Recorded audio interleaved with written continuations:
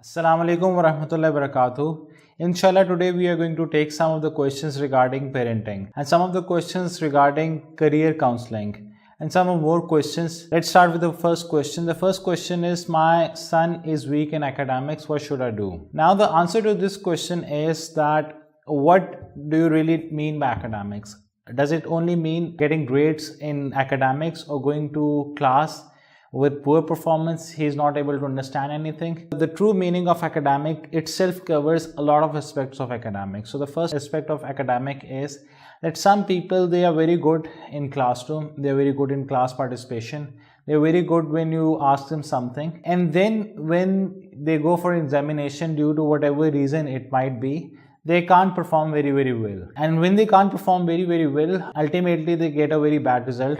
So maybe they get a D grade or E grade or U grade. If this is your scenario, if he is good overall in his class, if his teachers say that he can understand everything and he's only not performing well, so the answer to this is very easy. The answer to this is make him prepare for the test in an examination stress with time constraint. What I mean by that is that, for instance, he has an examination of mathematics or physics or chemistry or whatever exam it might be. You need to ensure that he's being given the test at home again and again. You have to supervise it, but you need to give him a certain time. So for instance, the test might be for 3 hours. You have to give him time allocation of 3 hours and give him a sample paper. So you might give him a past paper, you might ask his teacher to make a 3-hour paper and let him do that paper. Remember that examination conditions are very different than the conditions of real life, because in examination a person goes through a lot of stress, and because of stress your analytical thinking stops.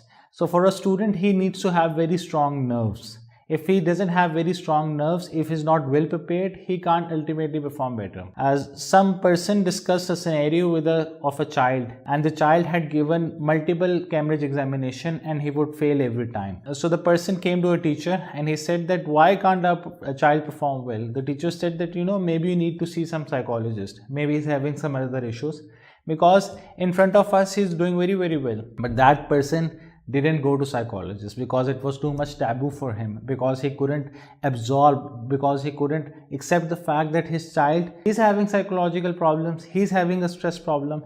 And this is what happened. He kept on trying again and again, he kept on failing again and again. Ultimately they had to go to psychologist, and psychologist said that it is a fear factor, it is the anxiety factor that numbs his mind. So under that stressful condition, he's not able to do anything good. And with the counseling, with some therapies, he was able to perform better, and ultimately it became very norm. Another aspect of this might be that your child is not good in academics overall. So he's neither doing good in the class, he's neither doing good at home. What you need to do was that it is half of your fault. It's not only his fault, but rather it is your fault. You have not paid a lot of attention in his academics since the beginning of the childhood years. And he might be missing some of the concepts, because of which he's very much demotivated. The current assess an elephant and a monkey on the same pattern. Your child might have a lot of skills, your child might be a lot of creative in other aspect. So don't worry about his academics, give him a lot of time, recruit a good teacher for him. If he's having some other problems, then go to a psychologist, go to a counselor. But if he doesn't have any problem, then invest some time in him. Make the environment easy for him and start with the basics. So if someone gets strong in the basics, then only he is going to perform better. But if someone doesn't have good basics, someone comes from a HIFS background or any other background, or he has skipped a lot of classes, then do not impose a lot of stuff on you. Try to go for homeschooling rather than a normal conventional school. This was my advice. Let's go to the next question. The next question is how to restrict screen time, especially when kids are already addicted. Okay, so this question is very important. According to a latest research of America, almost 70% of the mothers are guilty of this. 70% of the mothers complain that our child is addicted to screen, and believe me, it's your fault, it's not his fault. How did he had screen on the first place? Why didn't you manage his screen time before his addiction? It is your fault. What happens is, when he's a toddler or a very small child, he sees everyone using their cell phone. So the mother is using her cell phone and the father is using his cell phone. And when he sees it, ultimately he keeps on having an interest of using the same cell phone. Some mothers have this habit, or some parents have this habit, that they want some peace of mind because they're already very frustrated, they are very tense, they are very tired. What they do is they try to engage the child, but they can't engage the child. So they give him the cell phone. And after some time, after 2 to 3 years, they bring up with a complaint that our child is a lot addicted with screen. So this is your fault. If you don't want your child to use a lot of screen, you have to cut your screen time. You can't expect him to not use the screen and you using all the screen all the time. You don't have to do it. You have to cut your own screen time. So it is your fault. When your child is going to see that his parents are also not giving a lot of importance to the screen, ultimately he is going to respond in the same way. Some of the schools in America and in UK, they give their homework on the screen. So you need to monitor it very carefully, but you need to see that what is the purpose of him using the screen. So if the purpose is good, if he or she has a reason to use this mobile screen, then let her use it. But some of the tips are, you need to make a schedule. You need to make a schedule that these are the timings he's allowed to use screen and these are the timings he's not allowed to use screen. Second thing is, you need to monitor that what is he using screen for. If he's doing homework, if he's doing some research, let him do it. And if he's not doing anything, he's just wasting his time, he's just looking at cartoons or something like that, then take away that iPhone or iPad or screen from him. Third aspect is, you need to control your own screen time as well. You can't expect him controlling all his screen time and you doing whatever you want to do. Fourth thing is, you need to engage him in something that is very, very constructive. So if he doesn't have anything to do in 21st century, people generally don't have anything to do. So maybe you can engage him and try to exhaust his energy. How are you going to do that? You might do it by taking him to a garden. You might do it by engaging him. You might do it by bringing in all his friends all together. You might do it by giving him some activity. You might come and play with him. If you are going to do all these things, inshallah, you're going to see that he is going to have less screen time consumption in comparison to what he has been doing before. Let's go to the next question. Next question is that my child is 3 years old boy. Can you tell any resources for upbringing at this age? I won't be able to send him to school till 5 or 6. So this is a brother who said that I have a son who is 3 years old. So he's asking for some resources because he doesn't want to send his child to school by the age of 5 or 6. This is very, very easy, and me being a teacher and in a profession of academics, I know that Cambridge and other curriculums of your country, let it be board system in Lahore, Pakistan, let it be IGSC in UK, or any other system, or IB, or any other system, what they do is you go to their website and you try to download all the curriculum they have been designed for at the particular age. For instance, he's 3 years old. Naturally, he needs to go to pre-nursery or kindergarten or whatever class that is in your country. But that class is following a particular curriculum, right? So what you need to do is you need to find that curriculum. Maybe you need to request some school and get that curriculum. And you need to do his homeschooling. So don't waste his time. He has ability to do a lot of good work. His mind is new. He can be a very good learner. Don't waste his time. Engage him in that curriculum. You or your wife need to teach him. You need to design a lot of activities. You can Google a lot of activities for a 3-year-old child. Another aspect of it is that academics is not everything. You can have multiple different activities to increase his cognitive abilities, to make him very, very creative. You can make him learn Quran. You can engage him by teaching him how to read Quran. These are some of the things which you need to do. Make sure there's a difference which he doesn't lag behind. When a child goes to school, kind of interact with different people. He kind of He learn from his surroundings around. But in your case, since the child is all alone, he might not learn as quickly as the one learning in the school. But in one aspect, he might be learning a lot more because the school goes with the average pace. If your child is smart enough, if he is very intelligent, and if you are a good teacher, you might him cover the syllabus with other schools cover in 1 year time. So you might him cover the syllabus in 3 months or 4 months or 6 months in comparison to a normal school which covers the same content in 1 year time. So the best thing is make him memorize Quran, make him memorize all the duas, and make him memorize things which he can't memorize later in life, because right now he can pick very quickly. Work on his vocabulary and his speaking skills and other aspects of life. Let's go to the next question. What are some of the resources that we might find to do tarbiyah of our children? Okay, so the brother is asking for some of the resources that we might find to do tarbiyah of the children. Now, tarbiyah basically means disciplining children, and there are multiple ways of doing tarbiyah. The first way is keeping him in a good environment. If the environment he is in is good, then obviously the tarbiyah aspect is going to be more. The second is telling him a lot of fables. Fables are stories which end in a moral lesson, or tell him the stories of the Prophet, so he's going to learn from it. Make sure his company, his friends are all very religious, they are not notorious, they don't do anything that is vulgar, their language is not a gutter language, they don't abuse to one another. You have to make sure that all these things happen. Secondly, I would recommend you one of the framework. That framework is of Islamic Schools of Singapore. You need to go on Google and type framework of Islamic Schools of Singapore, and a docket will come. The docket is a PDF file, and it has given different aspects of how you can do tarbiyah of your child according to the age. So for instance, grade from age 4 to 5, it's a different thing you need to work on. From age 6 to 7, it's a different thing you need to work on. From age 16 to 7, it's a different thing to work on. Download that docket, and then you can find resources attached to it. Another aspect of tarbiyah is that a lot of people actually themselves lie, and they expect their child to be a very truthful person. They abuse themselves and they expect their child to be very, very good in language. How is it going to happen? It's not going to happen anyways. You have to do the tarbiyah. You have to bring the environment in his favor. You have to ensure that he becomes a good Muslim and he doesn't waste his life.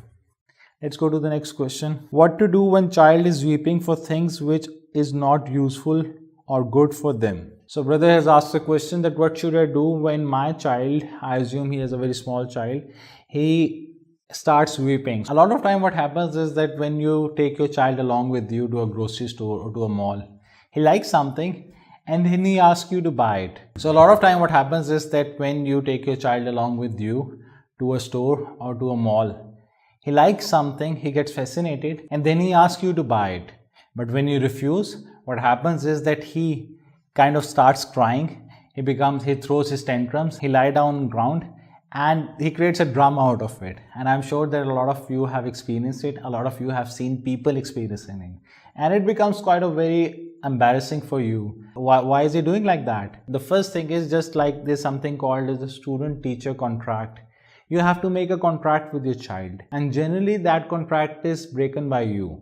What happens is you need to define some rulings with your child. You have to set some understanding with your child that, oh my son, I really, really love you a lot, but there are certain things that you can buy and there are certain timings when you can buy. So for instance, you might set a day for him. You might give him a gift after 2 weeks on one day. You might ask him that, let's go to the mall, but I'm not going to buy you something.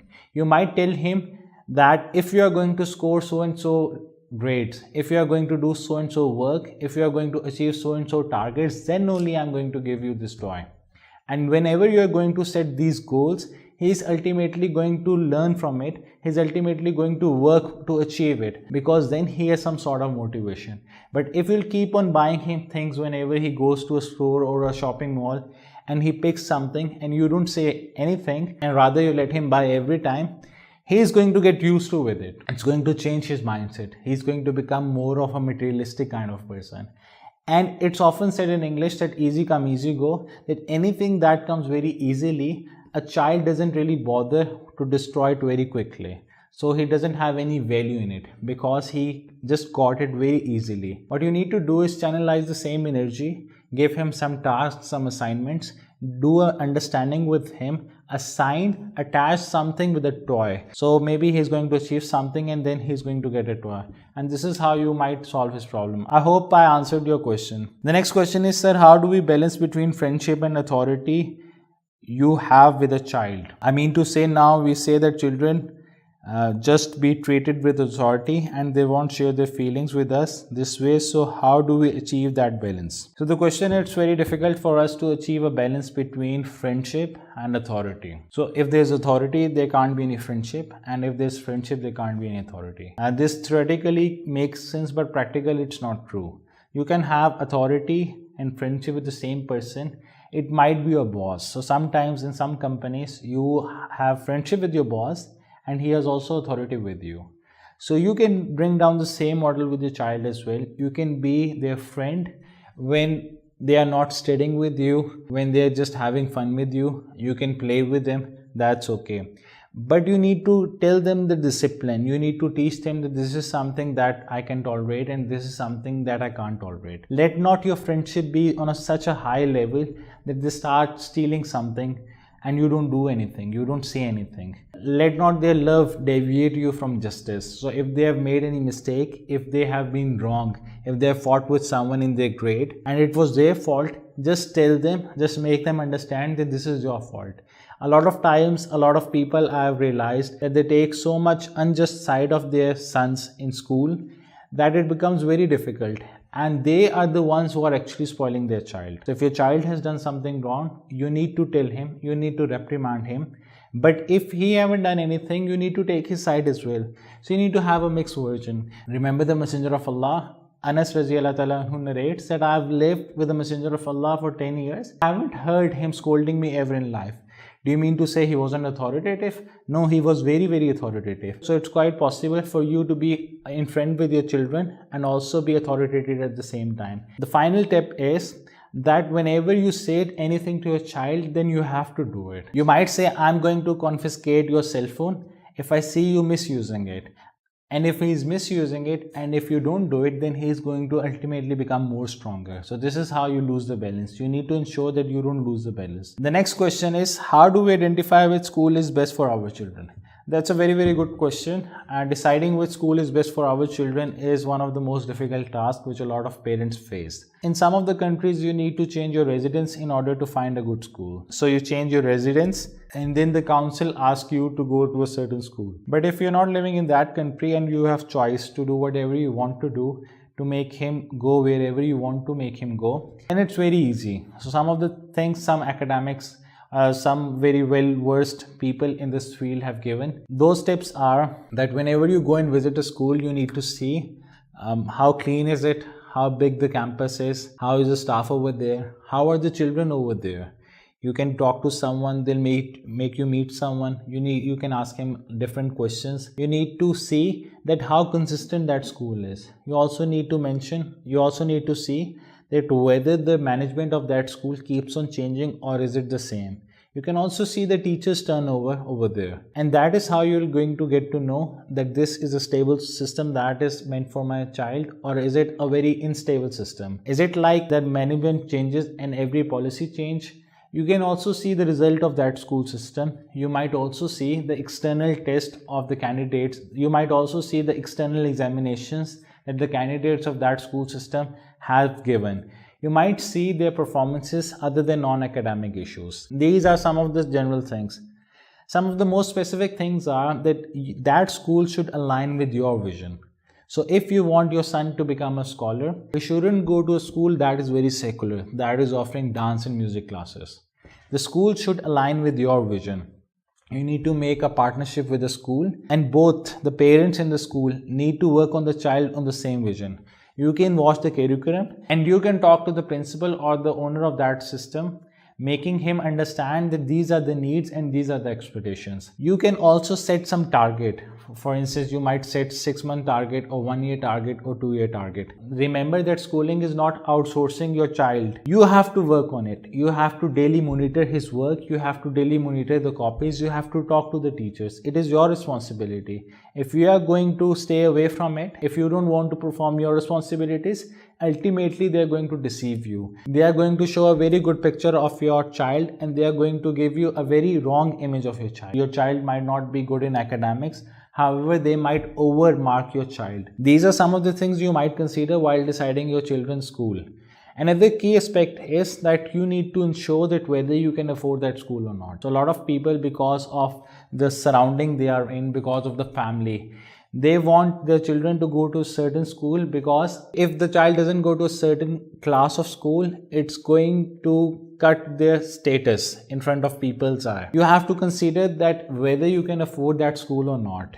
So if you can't afford that school, do not go for the status. Do not go for showing off the people. You have the right to choose any school which you can afford. People are not going to decide your children's future according to the school he is going in, but rather after some years, after 10 to 12 to 15 years, when your child becomes a doctor, people are going to say that so and so's son became a doctor. Then schooling is going to be very, very irrelevant. Let's go to the next question. The next question is, how can I show I have experience if I don't have direct experience? This is a very good question with regards to career counseling, and it's for those people who make a very new entry in their profession. So the key thing is that how can I show experience when I don't have any experience? What happens is when you apply for a job, they ask you for an experience, and a lot of people actually say that unless or until you are not going to recruit me, how can I show you my experience? It's very difficult for you to penetrate in the job market. But as you read some of the research of some of the HR people, what you can do is you can somehow do a lot of internships, or you might do an internship in that company itself. What you might do is, if you don't have a job experience, you might in your capacity voluntarily work with someone who is close to that field. So for instance, if you want to become a writer, you might say that I've been working with so and so writer. So for instance, if you want to become an editor in a newspaper, you might say that I don't have any experience of editing any work, but I have worked with someone who is a very renowned editor. So you might mention this thing in your CV. So for instance, Allah subhanahu wa ta'ala has blessed me to work with some of the professors of different universities. Now I haven't worked in any university, but what I do is I write in my CV that I'm very, very fortunate enough to get experience by working from different people of so and so universities, and this is how you might overcome this problem. Let's go to the new question. The next question is how to become a best writer. So now, to become a best writer, what you need to do is you need to reflect a lot, and reflection generates content. Remember that reflection generates content. So the more you are going to observe different things, the more better you are going to be in content writing. A lot of times we are in different phases of life, and maybe when we are driving or maybe when we are doing something, we think of an idea and that idea is very, very good.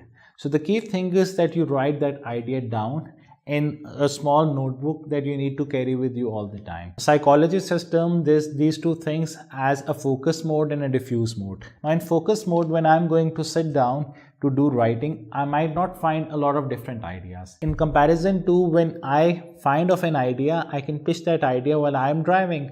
Because when I'm going to sit over here and I'm going to write something, I'm in a focus mode, and some ideas are generated in focus mode, other ideas are generated in diffuse mode. So what I need to do is that I need to have a copy with me all the time, and then whenever I think of an idea, I might write the point down. So this is about reflection. The more you're going to reflect on different people, the more you're going to observe different people, the more ideas are going to come in your mind. Second key thing is to generate very good ideas, you need to read a lot of novels, and that is ultimately going to enhance your English as well.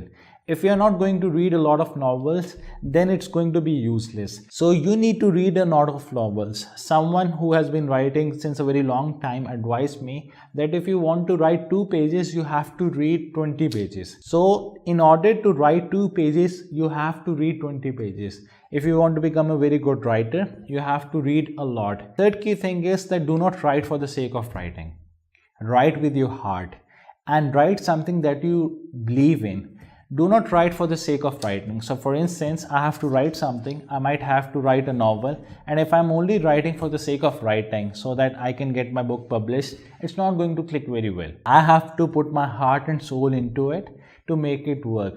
Remember, look at the poetry of Allama Iqbal. Every 2 lines had a meaning in it because he wrote it from his heart. Look at the dramas of Shakespeare. Although they were very limited numbers, some of the people said it were maybe 12 or 20 or somewhat in between, their dramas created a very, very huge impact.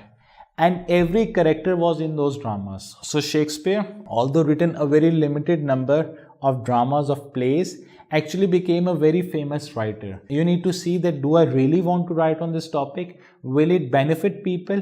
And the third thing is, you can read draft sentences again and again, and you need to use simple words so that masses can understand. And remember that the author of Harry Potter, one of the most famous novels, she gave the same book to 12 different publishers and they rejected to publish it.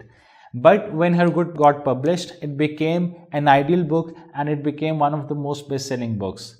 I hope you got the answer. Let's go to the next question. Assalamu alaikum wa rahmatullahi wa barakatuhu. Hope you are doing good. May I know that how can I improve my English language skills? This is again a very good question with regards to English. Now in our society, a lot of people know how to read English, a lot of people know how to write English, but a lot of people have difficulty in speaking English. A lot of people have difficulty in understanding English. So it has got to do with your confidence as well, and also with your English language skills. So the first key thing is there are different courses available on different websites. One of the website is Coursera. You might go over there and you might find any English language course that is free of cost and do it.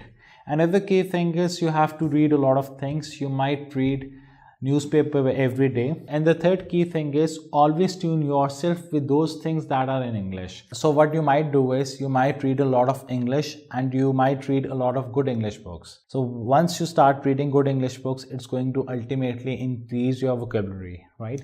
For speaking English, especially if you want to do dawah on a very large scale, what you need to do is you need to keep on speaking English again and again. So find a friend. The more you're going to speak English, the more it's going to come out of your tongue. And with the passage of time, ultimately it improves a lot. Let me give you an example. And there's one particular cricketer in Pakistani cricket who was very, very bad in English. So for instance, he was playing with someone and that his captain said that, throw some Yorker. And he didn't really know what a Yorker is. This was his state of English. And these days he's one of the most impressive English commentator on cricket. And this was his state. So if he can improve, you can also improve. A lot of actors, a lot of people from different domains of life, they are not qualified, but they just learn how to speak English because they never give up. If you won't give up, then inshallah you're going to learn as well.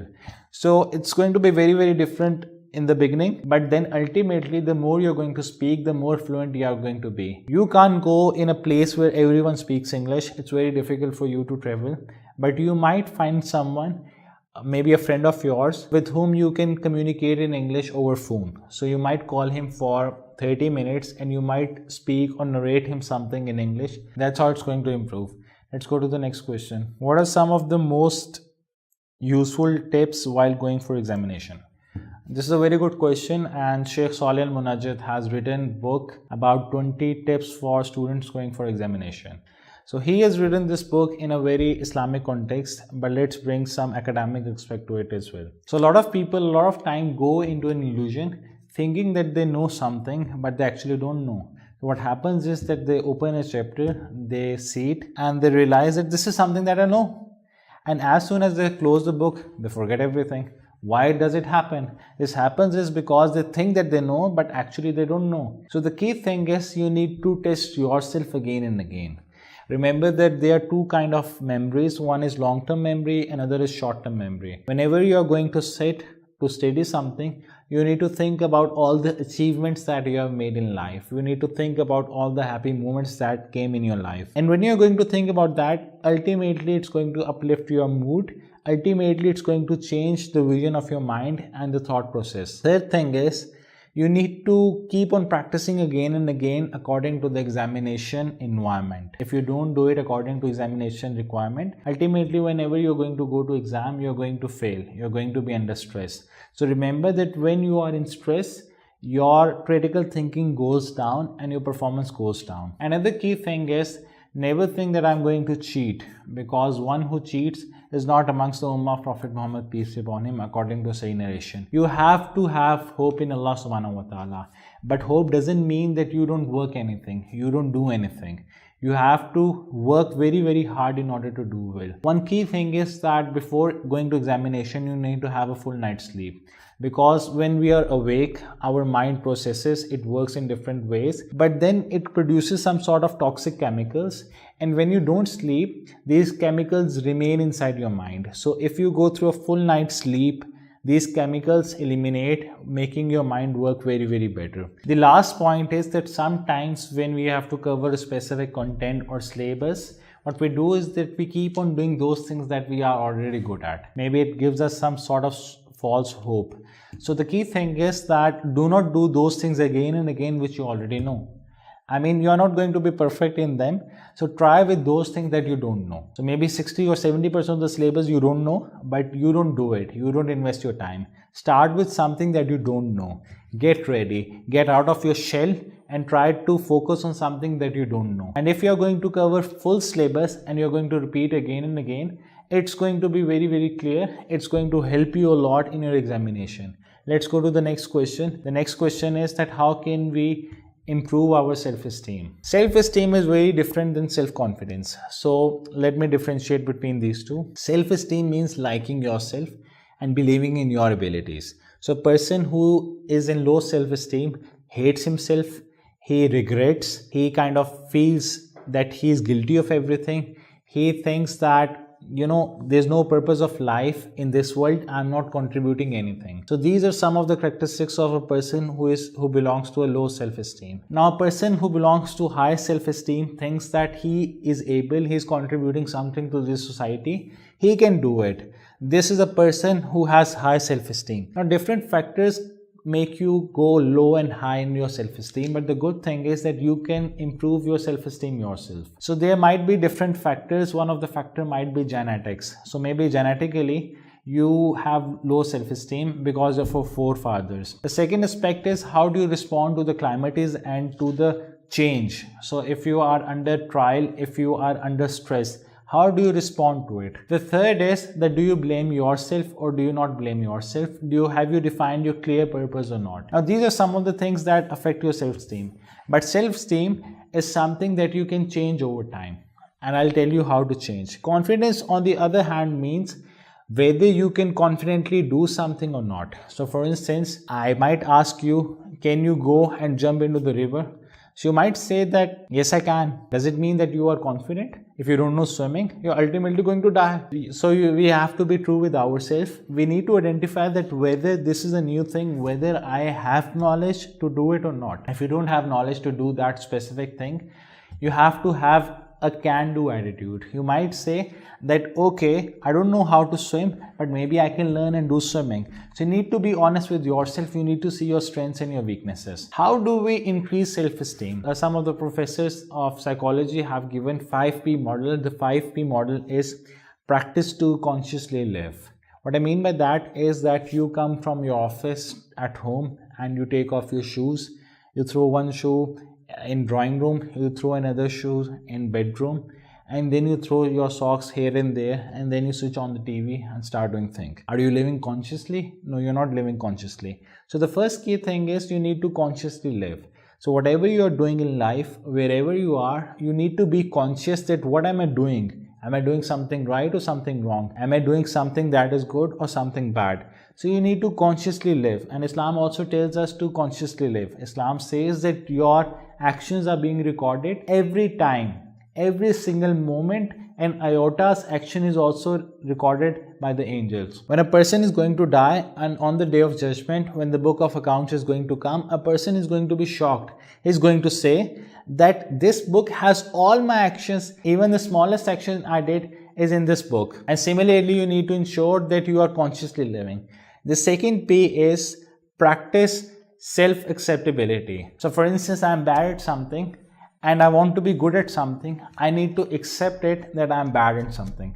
If only I'm going to accept that I'm bad in that thing, I'm going to be good in that thing. If I don't accept it, it's not going to change. A lot of people are facing from health problems and they fail to accept. A lot of people go through different trials, they fail to accept that this is the truth.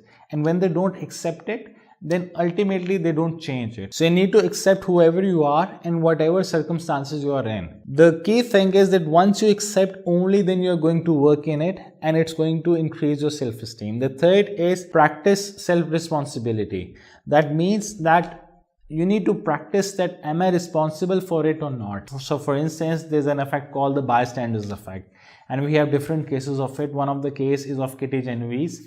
There was a lady who was raped and who was killed, and she was killed in front of a lot of people. And there was also photographer who kind of wanted to take a picture with a bird and a baby who was dying. That photographer, he kept on waiting for 20 to 30 minutes because he wanted that voucher to open his wings, and only then it's going to be a perfect picture. And in the end, what happened was that the child died. And however, because of his lack of responsibility, he could have saved the child, but he wanted to take the best picture.